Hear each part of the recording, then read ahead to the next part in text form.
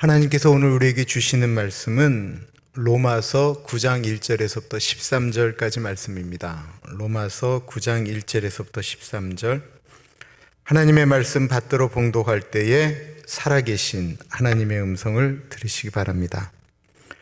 내가 그리스도 안에서 참말을 하고 거짓말을 아니하노라. 나에게 큰 근심이 있는 것과 마음에 그치지 않는 고통이 있는 것을 내 양심이 성령 안에서 나와 더불어 증언하노니, 나의 형제 곧 골육의 친척을 위하여 내 자신이 저주를 받아 그리스도에게서 끊어질지라도 원하는 바로라.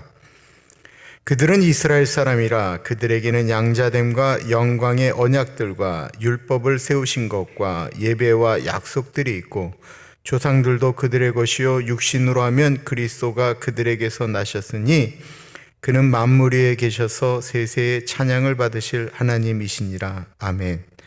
그러나 하나님의 말씀이 폐하여진 것 같지 않도다.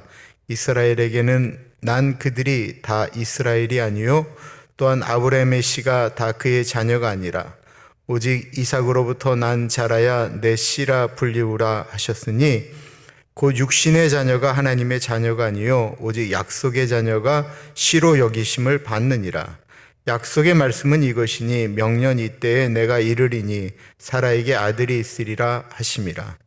그뿐 아니라 또한 리브가가 우리 조상 이삭 한 사람으로 말미암아 임신하였는데, 그 자식들이 아직 나지도 아니하고 무슨 선이나 악을 행하지 아니한 때에 택하심을 따라 되는 하나님의 뜻이 행위로 말미암지 않고 오직 부르시는 이로 말미암아 서게 하려 하사, 리브가에게 이르시되 큰 자가 어린 자를 섬기리라 하셨나니, 기록된 바 내가 야곱을 사랑하고 에서는 미워하였다 하심과 같으니라.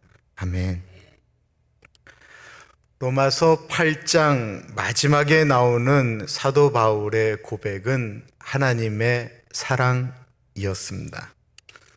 우리를 구원하신 하나님의 사랑, 그 사랑은 어떤 것으로도 끊을 수 없다라고 하는 정말로 놀라운 고백이었습니다. 38절과 39절입니다. 내가 확신하노니 사망이나 생명이나 천사들이나 권세자들이나 현재일이나 장래일이나 능력이나 높음이나 깊음이나 다른 어떤 피조물이라도 우리를 우리 주 그리스도 예수 안에 있는 하나님의 사랑에서 끊을 수 없으리라. 너무나도 놀라운 이야기 아닙니까? 어떤 것으로도 하나님과 우리의 그 사랑, 하나님이 우리를 향한 그 사랑을 끊을 수 없다라고 하는 것입니다. 그런데 이렇다고 할 때 우리는 하나님은 사랑인데 어떻게 저들은 멸망시킬 수 있느냐라고 이야기합니다. 이 로마서 8장 39절을 잘 보셔야 돼요. 여기에 보면 조건과 같은 것이 있어요. 하나님의 사랑을 끊을 수 없다라고 하는데, 하나님의 사랑이 어디에 나타나 있냐면 우리 주 그리스도 예수 안에 있는 거예요. 그러니까 하나님의 사랑은 예수 그리스도의 사랑으로 나타나신 거예요. 예수 그리스도 안에 나타나 있는 거예요.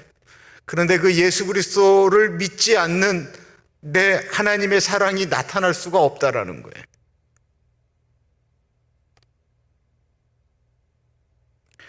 이렇게 멋진 고백을 한 사도 바울이 이렇게 고백하는 이유가 있어요.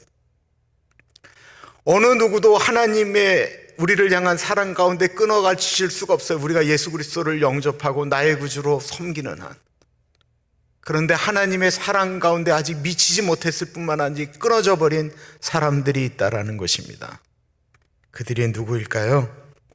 바로 사도 바울의 동족인 이스라엘 사람들이었습니다. 예수를 믿으면요, 조국을 사랑할 수밖에 없습니다. 모든 사람을 다 사랑해야 되지만 예수를 믿는데 가장 아프게 다가오는 사람들이 있다고 하면 자기가 아는 사람들이에요. 자기 말을 쓰는 사람들이에요. 늘 해외 전도만 하러 다니는 사도 바울을 보면서 유대파 그리스도인들이 공격했던 것 중에 하나가 무엇일까요? 왜 우리 동족들에게는 전도하지 않는가? 혹시 사도 바울이 유대인들이 그를 핍박했다라고 하는 그 원한 때문에 그들에게는 복음을 전하지 않는가? 수많은 이야기를 들었을 것입니다. 우리 주변에도 이렇게 말씀하는 분들이 있어요. 여기에도 어려운 사람들이 많은데 왜 해외에 있는 선교 사람들에게 물자를 지원해야 됩니까? 여기에도 아직 예수님을 모르는 사람들이 있는데 왜 해외에 있는 사람들까지 신경을 써야 됩니까? 라고 이야기를 합니다. 그 마음이 드시는 분이요, 그 곳에 있는 어려운 사람들과 예수 안 믿는 사람들을 도우면 돼요. 이 사도 바울은 아예 하나님께서 뭐라고 말씀하셨냐면, 이 사도 바울은 유대인이 아닌 하나님께서 이방 사람들을 구원하시기 위하여 아예 작정하고 세운 사람이에요. 그러니까 하나님께서 우리에게 주시는 부르심이 다 달라요. 어떤 사람들은 북한 이야기를 하면 가슴이 막 이렇게 막 뛰기 시작하는 분들이 있어요. 그분들이 북한 가는 거예요. 근데 북한 얘기해도 나는 너무 맹숭맹숭해요. 그러면 이런 마음이 들어요. 야, 나한테는 사랑이 없는가 보다. 그게 아니에요. 그분에게도 가슴 뛰게 하는 얘기가 분명히 있어요. 그런데 그 얘기가 들어오는 사람이 그 일을 하는 거예요. 여전히 이스라엘 사람들은 예수 그리스도를 영접하지 않고 있습니다. 그들은 로마서에 계속해서 말씀하는 것처럼 우리는 율법을 가졌으니까, 우리는 할례를 행하였으니까, 하나님이 우리를 선택했다고 했으니까 우리는 무조건 구원을 받는다라고 이야기하는 것입니다. 그런 유대인들이 불쌍했습니다. 유대인들은 이단 예수를 믿는 바울이 불쌍한데, 바울은 예수님을 안 믿는 유대인들이 너무나도 불쌍한 것입니다. 저희 외삼촌이 그랬습니다. 저희 아버지, 제가 태어나고 이제 목회 하실 때 1960년대 후반부터 70년대 이때쯤 저희 외삼촌이 진짜 유명한 분이셨어요. 글 한 번만 썼다면 돈이 이렇게 싹 들어오면 그날로 이렇게 술집에 가서 확 뿌리면서 이렇게 술 드시는 멋진 한량이 있잖아요. 저희 외삼촌이 그런 분이었어요. 제 기억으로 제가 70년 아주 어릴 때 외삼촌이 외제차 운전수를 두고 외제차를 몰고 다녔거든요. 제가 처음 차를 타면서 그 차에다 오바이트 했던 기억이 제가 아직도 생생합니다. 그런데 우리 집은 너무 가난했거든요. 그러면 그 외삼촌이 그렇게 술 먹고 그냥 기생들한테 돈 뿌리는 그 어른이 우리 엄마를 그렇게 불쌍하게 여기는 거예요. 야, 너는 왜 이런 꼬라지로 사냐라는 거였어요. 근데 우리 엄마의 평생의 기도 제목 중에 하나는 우리 외삼촌이었습니다. 우리 엄마 눈에 제일 불쌍한 사람이 그 돈 벌고 그 이렇게 돈 뿌릴 줄 아는 그 외삼촌이었다라는 거예요. 이게 예수 믿는 사람, 예수를 영접한 사람의 마음 가운데 들어오는 것입니다. 로마서 9장부터 11장까지는 사도 바울의 그 이스라엘 민족을 향한 사랑 이야기가 나오고 있습니다. 1절을 보겠습니다. 내가 그리스도 안에서 참말을 하고 거짓말을 아니하노라. 나에게 큰 근심이 있는 것과 마음에 그치지 않는 고통이 있는 것을 내 양심이 성령 안에서 나와 더불어 증언하노니.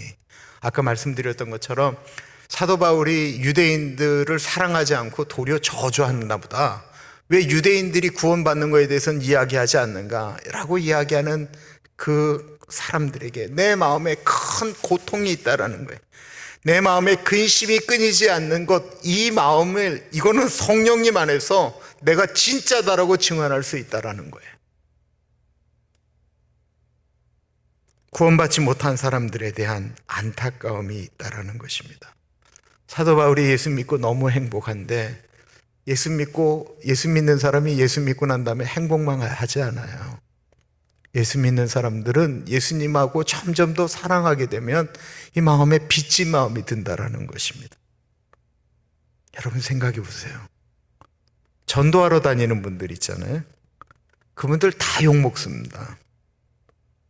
전도하면 돈이 나오나요?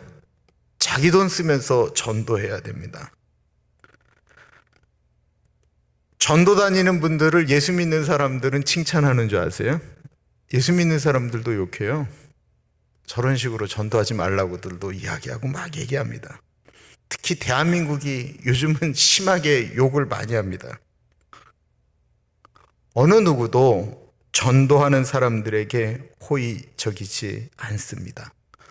아니, 돈이 나오는 것도 아니고 남들에게 칭찬받는 것도 아닌데 그거 왜 그렇게 전도하러 다니는지 모르겠어요. 왜 전도하러 다닐까요, 그분들? 이게 설명할 수가 없는데 그분들한테 물어보면 마음이 너무 아프다라는 거예요. 너무 불쌍하다라는 거예요. 내가 전하지 않으면 저 사람들이 마치 예수님을 모르고 죽을 것 같다라는 마음이 든다라는 거예요. 이 마음이 드는 걸 이거 어떻게 하겠어요? 그거를. 그 마음이 들어와서 그렇게 하는 거를. 특히 누구한테 그럴까요? 이 모든 사람들에게 그렇게 안 하더라도 가족들 중에 믿지 않는 분들한테 그런 마음이 들어오는 것. 예수님을 알면 알수록 그 마음이 강해지지 않겠습니까? 그래서 사도 바울이 3절에 이렇게 고백합니다. 나의 형제 곧 골육의 친척을 위하여 내 자신이 저주를 받아 그리스도에게서 끊어질지라도 원하는 바로다. 이 저주라는 말 헬라어로 아나테마라는 말을 쓰고 있어요. 이 아나테마, 그러면 사도 바울이 뭐 가시가 있다랬는데 그런 가시 정도 하나 더 얻는 저주, 그걸 얘기하는 것이 아닙니다. 이 아나테마라고 하는 이 저주는요, 완전히 없애는 거예요. 그러니까 여호수아가 여리고성을 정복하면서 뭐라고 이야기하죠? 그 성에 있는 남녀노소 애들, 그 여리고성에 있는 물건 하나 모든 것들 남기지 않고 완전히 다 불태워버렸어요. 완전히 다시는 서지 못하도록 움직이는 그 저주, 그게 바로 아나테마라는 것입니다. 하나도 남김없이 없애는 것. 그러니까 사도 바울이 지금 이렇게 고백하고 있는 거예요. 내 친척 골육 이스라엘이 하나님께로만 돌아올 수 있다고 한다면 내가 저주를 받아 내가 하나님과 신랄 같은 어떤 하나도 연결되지 않고 내가 지옥에 가더라도 내가 그것 원한다라고 고백하고 있는 것입니다. 우리는 이런 고백을 하는 사도 바울에 대해서 생각할 때 사도 바울이니까 그렇지라고 생각할 수 있는데요.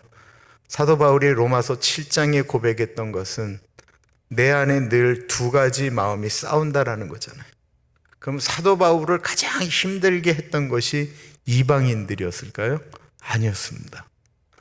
사도 바울이 갈 때마다 사도 바울을 괴롭히고 돌로 쳐서 죽이려고 하고 감옥에 신고하고 괴롭히고 죽이겠다고 밥 안 먹고 쫓아다녔던 모든 사람들은 다 유대인들이었다라는 거예요.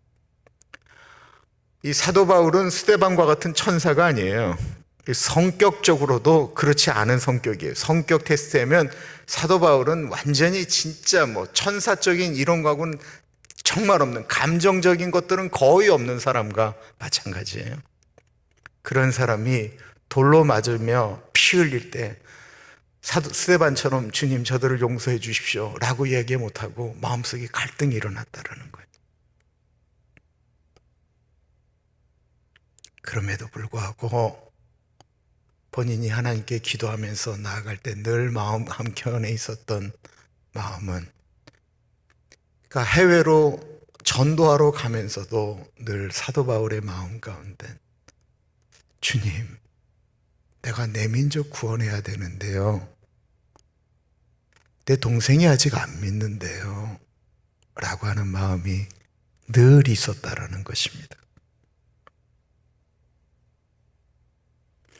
사도 바울은 이스라엘 민족이 축복받은 민족인 것 알고 있었습니다. 먼저 그래서 4절과 5절에 하나님께서 이스라엘에게 주셨던 축복에 대한 이야기를 합니다. 그들은 이스라엘 사람이라 그들에게는 양자됨과 영광과 언약들과 율법을 세우신 것과 예배와 약속들이 있고 조상들도 그들의 것이요 육신으로 하면 그리스도가 그들에게서 나셨으니 그는 만물에 계셔서 세세의 찬양을 받으실 하나님이시니라. 아멘. 이스라엘이 율법을 받은 것, 하나님께서 이스라엘 민족을 선택하신 것, 그들에게 율법을 주셔서 그 율법대로 살도록 하신 것, 또한 유대인 가운데 예수 그리스도가 태어나셨던 것, 이 모든 것들은 이스라엘이 축복을 받을 가능성이 가장 많은 일들이었다라는 거예요. 근데 이스라엘은 아시는 것처럼 그런 축복된 삶을 살지 못했습니다. 가장 중요한 것, 이제 진정한 구원이 되시는 율법의 행위로는 구원을 얻을 수 없는 이스라엘 민족, 그 민족이 가장 먼저 예수님을 영접할 수 있도록 예수 그리스도를 그 땅에 보내주셨음에도 불구하고 예수님을 버리고 여전히 율법과 할례와 이 모든 것들로 자신들이 구원받았다라고 오늘날까지 이스라엘 민족들이 그렇게 생각하고 있다라는 것입니다. 아무리 이야기해도 듣지를 않습니다. 이야기하다가 돌 맞고 이야기하다가 죽을 만큼 채찍질 당하고 이러면 화가 치밀어서더라도 그럼 니들 마음대로 살고 하나님의 저주받아라 라고 이야기하고 싶은데 사도 바울이 그렇지 못한 것입니다. 저는 우리들의 마음이 그러기를 바랍니다. 저는 오남매입니다. 저희 어머니가 사실은 아들 셋을 다 목사 만들기를 기도했고 딸 둘은 사모가 되기를 기도했는데 큰 누나가 사모가 되었고요. 제가 목사가 되었습니다. 예수를 다 잘 믿는 것 같은데 사실은 제 밑에 있는 남동생, 저보다 4살 어린 동생이 예수님을 안 믿어요. 교회를 다니지만 예수를 안 믿어요. 늘 이렇게 교회에 안 좋은 것들을 읽는 분들 있잖아요. 그런 거를 이렇게 많이 읽어요. 그렇지 않았어요. 대학 다닐 때는 UBF라는 선교단체에서 훈련도 잘 받았고 했는데 예수님을 만나지 못했어요. 제가 그 동생하고 이렇게 별로 친하지가 않았습니다. 친할 기회도 없었고 제가 그냥 철들면서 예수님 만나서는 미국으로 왔으니까. 그런데 제가 한국에 나가면 늘 그 동생이 마음에 이렇게 한켠에 남아있어요. 그 친구 마음 이렇게 불편하지 않으려고 노력하고 지금도 제일 기도를 많이 하게 되고 저처럼 또 당뇨가 있어서 힘들어하는데 걔는 무슨 이렇게 프로젝트만 국가에다 냈다 하면 놀라지 마세요. 여기 돈으로 100만 불짜리 프로젝트를 따와요. 그런데 잘 안 돼요. 프리젠테이션만 하면 어느 누구한테도 이겨서 꼭 따오는데 아이템도 좋고 다 좋은데 잘 안 되는 거예요. 제 생각에는 제가 예수님 앞에 무릎 꿇기 전에는 하나님이 쟤를 안 놔주실 것 같은데 끝까지 자기 고집으로 가요. 굉장히 똑똑한 친구거든요. 계속해서 그러니까 나갔다 오면 돈이 또 나오니까 계속 그렇게 하면서 쓰고 가고 있는 거예요.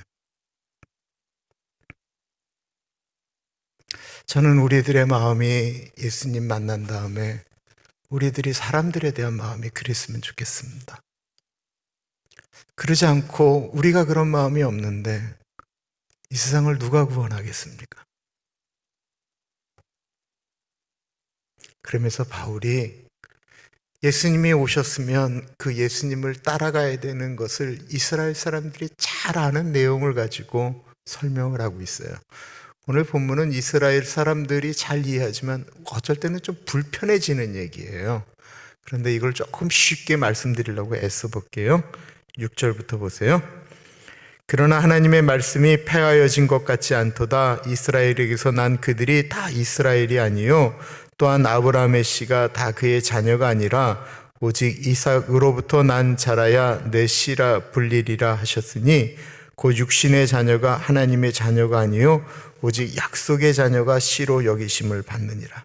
여기서 약속의 씨, 주님께서 하나님께서 구약 가운데 약속하셨던 예수 그리스도를 믿는 것이 구원인데 이스라엘 사람들은 아직도 육신적으로 나타나는 겉에 드러나는 율법, 특별히 할례, 이 육신적인 것을 가지고 구원을 받는다라고 이야기하는 것에 대해서 지금 사도 바울이 이야기하는 거예요. 아브라함이 자녀가 몇 명이죠? 우리가 아는 사람. 아브라함의 자녀가 몇 명이에요? 그런 노래 못 들어보셨어요? 믿음의 조상 아브라함은 몇 명의 아들이 있었죠?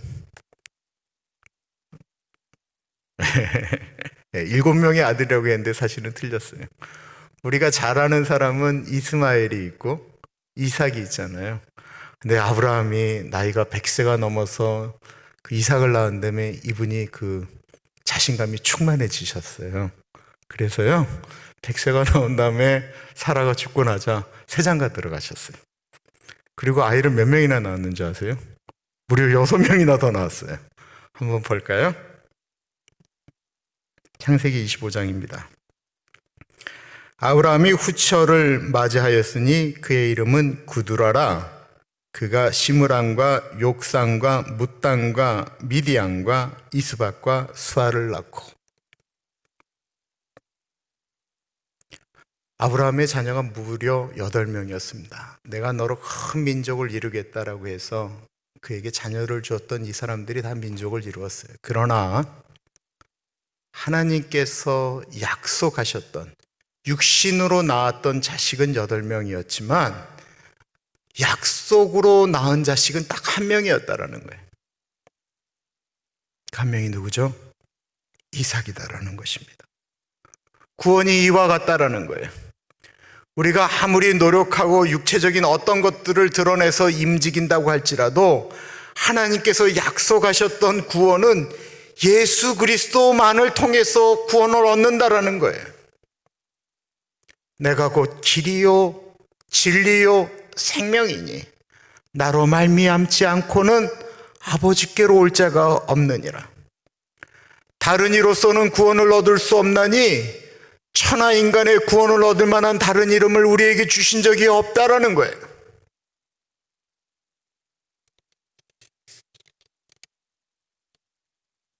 구절에 보면 약속의 말씀은 이것이니 명년이 때에 내가 이르리니 사라에게 아들이 있으리라 하심이라. 사라가 낳은 자식 이삭만이 하나님께서 약속하셨던 자식이다라는 것입니다.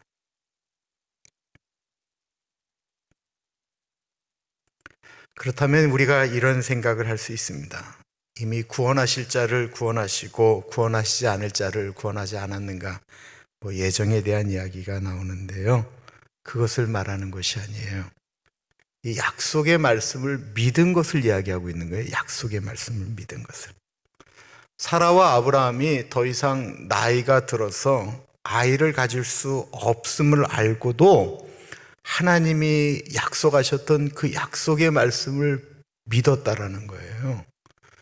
그 약속의 말씀을 믿어서 낳은 자식이기 때문에 하나님께서 그들에게 선물로 주신 이삭을 통해서 하나님의 역사를 이루어 가신다라는 것입니다.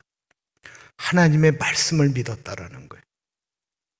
이게 굉장히 중요한 이야기예요.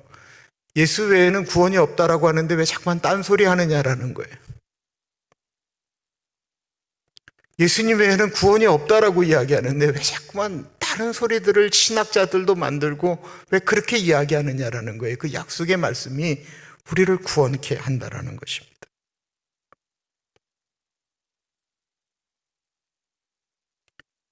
아브라함이 하나님의 약속의 말씀을 믿지 못하여 태어난 것이 이스마엘이었죠.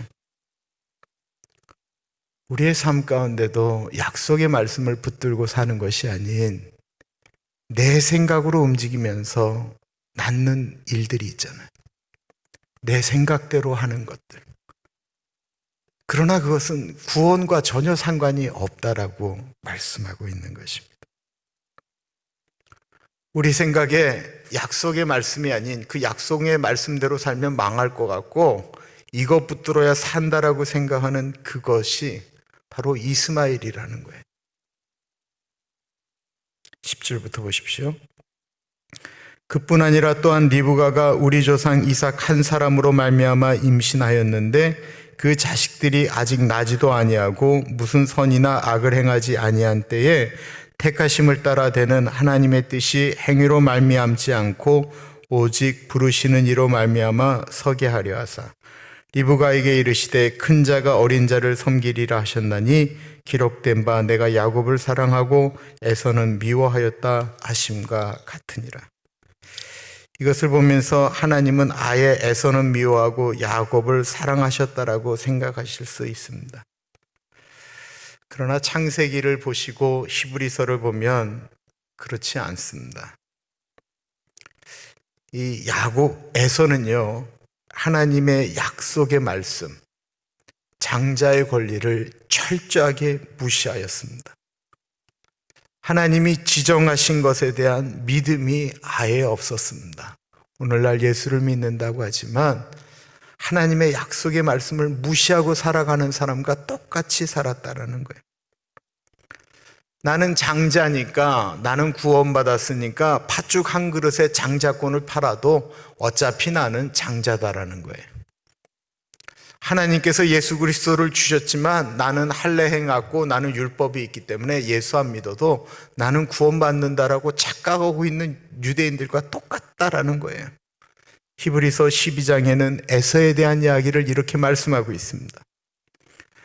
음행하는 자와 혹 한 그릇 음식을 위하여 장자의 명분을 판 에서와 같이 망령된 자가 없도록 살피라. 너희가 아는 바와 같이 그가 그 후에 축복을 이어받으려고 눈물을 흘리며 구하되 버림바가 되어 회개할 기회를 얻지 못하였느니라.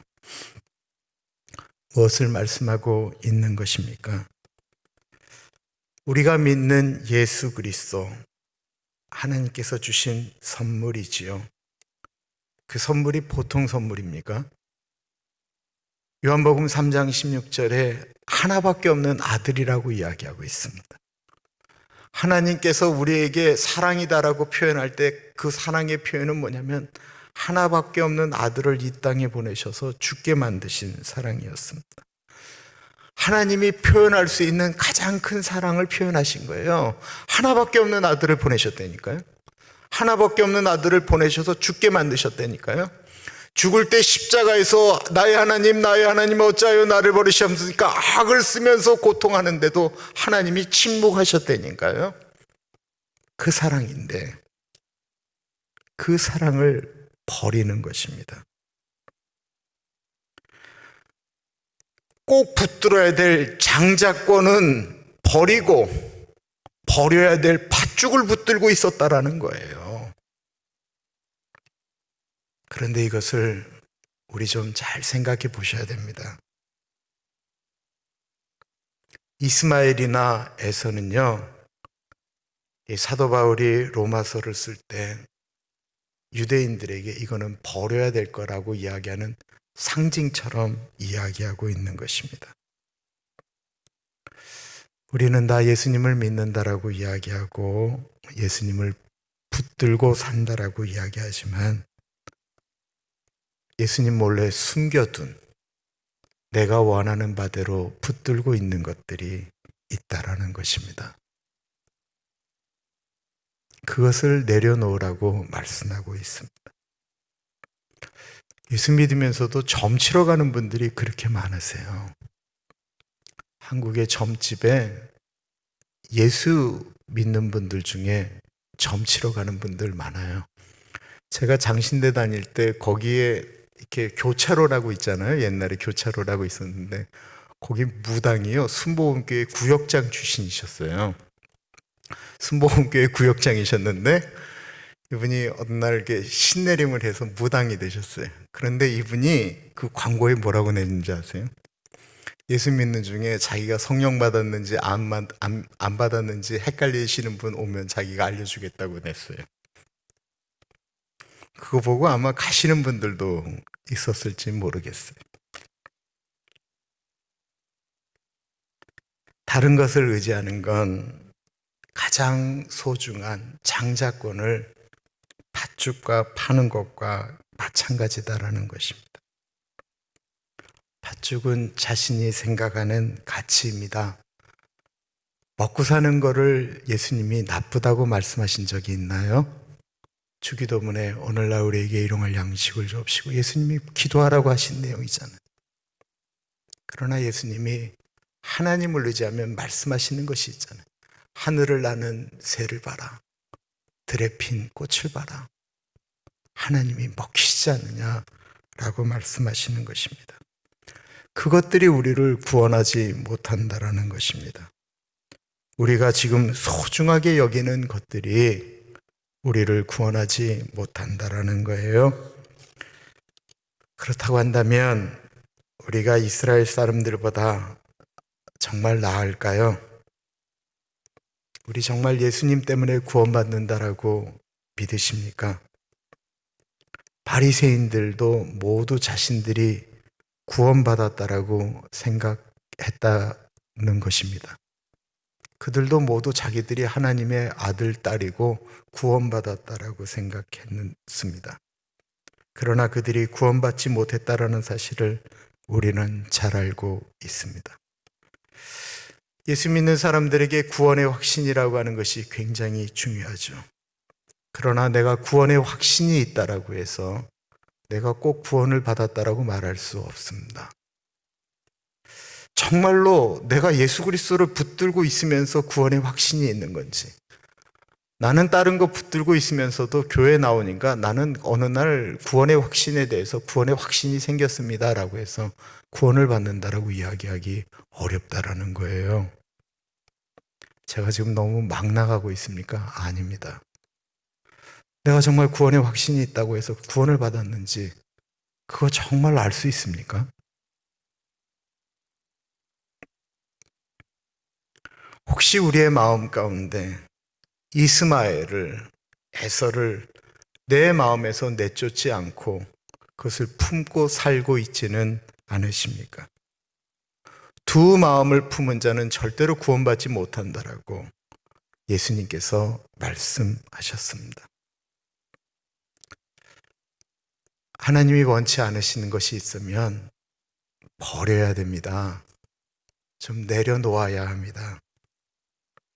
코로나 바이러스로 교회들이 많은 어려움을 겪고 있습니다.